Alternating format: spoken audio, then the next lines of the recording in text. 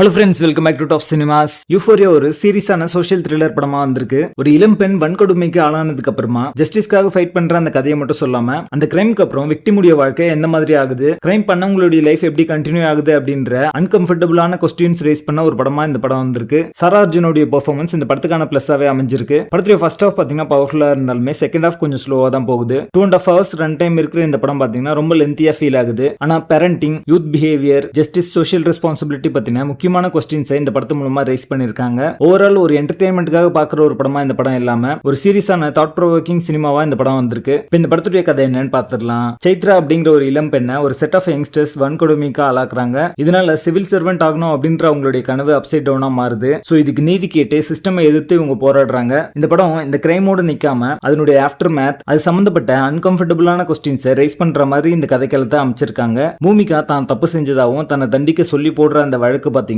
விசாரணைக்கு வந்ததுக்கு அப்புறமா எந்த மாதிரியான விஷயங்களும் நடக்குது அப்படின்றது இந்த படத்துடைய கதையா இருக்கு. சைத்ரா ரோல்ல சாரா அர்ஜுன் பாத்தீங்கன்னா ஒரு கமிட்டட் அண்ட் எமோஷனல் பெர்ஃபார்மன்ஸ் கொடுத்திருக்காங்க அப்படின்னே சொல்லலாம். அவங்களோட கேரக்டர் பாத்தீங்கன்னா ஒரு எமோஷனல் வெயிட்டை கேரி பண்ணிச்சு இந்த படம் முழுக்கவே. ஒரு டிராமாட்டிக் இன்சிடென்ட்க்கு அப்புறமா எந்த மாதிரியான விஷயங்கள்லாம் அவங்க எதிர்கொள்றாங்க அப்படின்றத அவங்களோட பெர்ஃபார்மன்ஸ் மூலமா ரொம்ப நல்லாவே வெளிக்கொண்டு வந்தாங்க. கௌதம் மேனன், பூமிகா இவங்க ரெண்டு பேருமே ஒரு ஸ்ட்ராங்கான ஒரு சப்போர்ட்டிங் ரோல் ரொம்ப நல்லாவே பண்ணிருக்காங்க. நாசரும் மீதமுள்ள கேரக்டர்ஸ் எல்லாருமே ஒரு நல்ல பெர்ஃபார்மன்ஸே கொடுத்திருப்பாங்க. ஸ்கிரீன் பிளே ஸ்லோவா இருந்தாலுமே இந்த படத்துல நடிச்சவங்களுடைய பெர்ஃபார்மன்ஸ் மூலமா ஒரு எமோஷனல் இம்பாக்டால இந்த படத்தை வந்து நிறுத்திருக்காங்க அப்படின்னே சொல்லலாம். டைரக்டர் குணசேகர பாராட்டியே ஆகணும். ஒரு கிரவுண்டட் அண்ட் சோஷியலி ரெலவென்டான ஒரு சப்ஜெக்ட் எடுத்து ரொம்ப நல்லாவே வந்து பிரசன்ட் பண்ணிருக்காரு. அவருடைய பாயிண்ட் ஆஃப் வியூ பாத்தீங்கன்னா ரொம்ப ஸ்ட்ராங்கா இருந்துச்சு பாக்கிறதுக்கு. காலபைரவாவுடைய அந்த பிஜிஎம் எல்லாமே பாத்தீங்கன்னா எமோஷனல் சீக்வன்ஸை எலிவேட் பண்ற மாதிரி அமைஞ்சிருக்கு. ஸ்லோ அண்ட் ஹெவியான screenplay, long run time, பிரீச்சியான சீக்வன்ஸ் எல்லாமே இந்த படத்துக்கான மைனஸா அமைஞ்சிருக்கு. படத்துடைய பேசிங் ஆவரேஜா இருக்கும். மொத்தத்துல இது ஒரு ஒன் டைம் வாட்சபிள் மூவியா வந்திருக்கு. படத்துல அடர்கான இருக்கு. இந்த படத்தை நீங்க ஃபேமிலியோட பார்க்காதீங்க. யூஃபோரியா படத்துக்கு எங்களோட ரேட்டிங் 5.5 out of 10.